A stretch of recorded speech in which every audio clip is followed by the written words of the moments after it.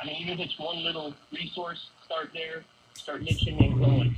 That's the best advice I could give you. Believe in yourself and just find out a way to make it happen. Well, and I think you speak very similar to great superstars that, and just great people that have lived their dream and gone after their dream. I remember hearing a story about Beyonce that she stayed in the studio for like 5 days straight. Wow. And didn't sleep. She was just in there, and she just was all over producing that album. And, I'll tell you what, if you really believe in it, like you said, you go after it with everything you have, great things will happen. Absolutely, man. I believe that 1,000%. My studio, I'm locked in there sometimes a couple days at a time, but I do come out to eat. But, yeah. So did you get a Coney Island today? Because it is 3-on-3 day. Did you get your Coney today? I didn't, but I do plan on going after we're setting up this display for St. Patty's Day. After that's done, we are going to Coney. That's the plan. There it is. So we asked earlier, and you may not want to go out there and give your opinion, because I know some people are very very protective of which Coney Island they would say is the best in Detroit. But as someone who represents Detroit, which one would you say is Detroit's best Coney? Oh, I knew you were going to ask that. Listen, you don't have to say it. I know sometimes if you want. It's like asking somebody who they voted for president. I know some people take it very personally, but if you'd like to jump out there, we're giving you the airways to claim the best one in your opinion. I'll just have to say there's a few downtown that I like. Okay. Good answer. Good answer. And now, Chris, one thing I have to ask you is, if somebody is looking for your stuff, do you have any standalone stores or stores that you are selling out of in the metro area? Very good question. Right now, we're working on our own brick and mortar store, but as of right now, we have strategic retailers we're working with. One of them is at Somerset Collection called the Detroit Shoppy. The other one is in Fairlane Mall called City Man. And we're also working with Utica Shoe and Clinton Shoe. They're selling our current slides and shirts, too, as of right now. So 4 retailers. I'm really working with them really, really closely. But in the near future, we are opening up a store. Location top secret as of right now. Okay, well, so as you're ready to let the secret out, let us know, and we will make sure that everybody gets in on the secret. And can anyone buy your gear online? Absolutely.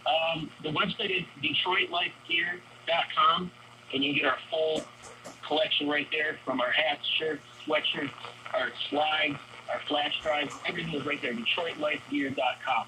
All right. Well, Chris Reynolds, thank you so much for being with us today, and thank you so much for participating in the 313 day. I know you're wearing your gear right now. I'm really positive. Absolutely. Absolutely. I appreciate it, Greg and Dan. Thank you so much, man. Absolutely. Greg, I think we will have to, get some more 313 gear from him, and we'll have to represent it on the radio. That's right. Enjoy our Detroit life stuff. Absolutely. You can count on that happening, Chris. All right, Chris, thank you so much. Plan on it. Thank you, guys, man. Happy 313 day, man. And same to you. Chris Reynolds from Detroit Life. Like I said, yeah, it's, great wear to T-shirts and pants and all types of different things. And most importantly, you're out there repping your city. Yeah. And it just looks so good all the time. When you're, wearing your Detroit stuff, it fills you up with pride and just makes you feel happy. And like I said, people are always just kind of going, that is great. I like that. Well, and I think, we're very proud of our city, and especially, like you said, when you travel outside of the city, there's so much positive energy and positive news nationally now about Detroit. Right. And I think for so long, we had such a bad rap, and people nationally would talk about all the negative in Detroit, but I think we in Detroit are just so happy to promote great things going on here in the city. We wear it proudly. Yeah, that's right. 313-778-7600. That's the number to call if you have a question or want to talk about things that are going on during 313 Day here in Detroit. And that's something else, Dan, just going along with what you just said about, things are getting better as far as the stories of Detroit. I mean, no, folks, we're not going to lie to you and say, oh, yes, it's all, streets of gold, milk and honey all over the place. No, there are, still some bad things that are going on and some things that need to be changed. But guess what? We're not the only city. Right. And I think the thing that always kind of gets me is whenever I am traveling, and I'll be someplace and somebody, because this it did happen. Somebody one time brought up the word, or the city, Detroit. And a person goes, "Oh, Detroit, oh, it's the worst. Oh, it's so terrible." And I went up to him, I said, "When was the last time you were in Detroit?" 1995. And I said, "Okay, if you haven't been there within the past 10 years, don't complain about it." Right. And then I asked where they live, and they lived in Chicago. And it's like, you got a lot of nerve, Right. talking about my city, where, let's face it, yours, has target practice every day. Absolutely. And, but they've always kind of pushed it, along that positive side for that. Where we as Detroiters, like we said, we know that there are some things that are going on, things that could change, things that need to be changed, things that need to be proved within the city. But when it comes to talking to someone out of town, don't let them put your city down when they're living in something that is, in some cases, worse. So, right. And you know what? It's our responsibility as Detroiters and Michiganders just to promote that there are great things going on. I heard somebody the other day, and they were just down in Little Caesars Arena and everything they didn't like about it. And I went, you know what? Had they not built the arena downtown, had they built it somewhere else, everybody would have complained that it was somewhere else. Instead, we are one of the only major metropolitan areas that has the Tigers, the Red Wings, the Lions, and the Pistons all right downtown. Wow. And what better thing for us to get happening? That is for sure. Well, hey, we got the lines lighting up. Let's go and talk to Rick right now. See what he has to say. Hello, Rick. Hey, what's going on, fella? Doing well. How about you on this 313 day? Happy 313. Yeah, happy 313. It's the same Rick who taught you guys what the Rick, we love you. Rick, we have been talking about you the last 24 hours. I can't tell you how many folks were listening and really thought that was pretty funny. Yeah, the thing about it is, it's not an insult when I say a guy, because it's not that you talk white or nothing that it don't have nothing to do with that. It has to do with your education, man, and your training. See, an educated person talks in an educated, systemized way. So that's what I was talking about, no matter what color your background, thing, boo, boo, boo, you guys been educated in a good way, and I'll put it like this, it's in the systematical way, because all Americans who are educated talk sort of like you guys, because you can't really tell you can't really tell what ethnic background they have unless they go to the slang, or unless they just pure, unless they're just pure, white or pure black or anything. But it was just great because me and your brother, we talk all the time, right. and yeah, I'm telling you, me and Cliff, we talk all the time. And it was something about Cliff's voice that pulled me to the radio, to 910, not per se, but just to his program. No one can tell a story or do stories like Cliff Russell. Cliff had this special way of doing a story, like you said, be it in the positive light or the negative light or whatever light. Cliff could always just make it go out there the way it was supposed to be done, where you make a decision, of your own. Not that he was never necessarily trying to push you towards one side or the other. But Rick, thank you so much. You are one of our favorites, and look forward to talking to you very, very soon. Thanks, Rick. Happy 313 day. And right now, you're listening to 910 AM, the Superstation. We are going to go to Abdullah. Hello, Abdullah. How are you? Oh, I'm doing fine. And since Chris' brother is on the air, and I want to say a lot shout to him also. Oh, thank you. Yes, sir. Because Chris was, he was my man. Yeah. But when I talk, I like to talk from experience. Mm-hmm. From just what I'm thinking in terms of writing. Being 12 years from 100, I've had a lot of experience. And I'm glad you mentioned Detroit. Although I live in Highland Park, I've been living here ever since '83. All right. But we're all apart. You know that. So, yeah. Because I live in Detroit for 13 years.